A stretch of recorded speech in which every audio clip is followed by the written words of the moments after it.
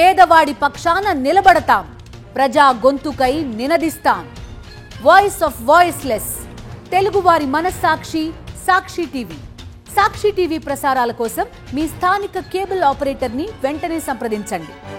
Sir, August అదే నెలలో చివరి వారంలో రవితేజ మాస్ జాతర, అది ఎట్లా ఉండబోతుంది?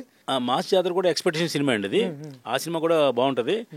మనం సినిమా రిలీజ్ ముందు దానికి బ్యాడ్లు బొక్కలు ఎతకడం కంటే కూడా పాజిటివ్గా ఆలోచిస్తే, స్పందిస్తే మన మాట విని ఒక టికెట్ ఏం తెగుద్ది.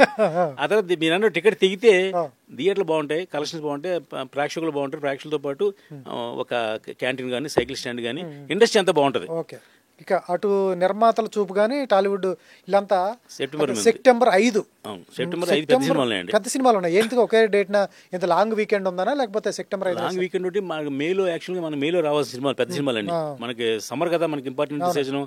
ఆ సమ్మర్లో రాని సినిమాలు కూడా మనకి సెప్టెంబర్కి వస్తున్నాయి. సెప్టెంబర్ వినాయక చవితి కూడా ఉందండి. వినాయక చవితి కూడా అడ్వాంటేజ్ మనకి.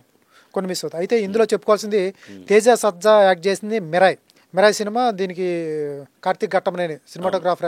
అంతకుముందు కార్తీక్ ఘట్టమనేని 2 ప్లాఫులు తీశాడు, కానీ ఆ ఎఫెక్ట్ దీనికి ఉండదు. కానీ ఈ మిరాయ్ ట్రైలర్ చూశాను నేను ఐమాక్స్లో. నేను చాలా అద్భుతంగా ఉంది. ఒక ఇంగ్లీష్ సినిమా లెవెల్లో ఉందండి సినిమా. దాంట్లో మంచి మనోజ్ కూడా మెయిన్ క్యారెక్టర్ యాక్ట్ చేశాడు.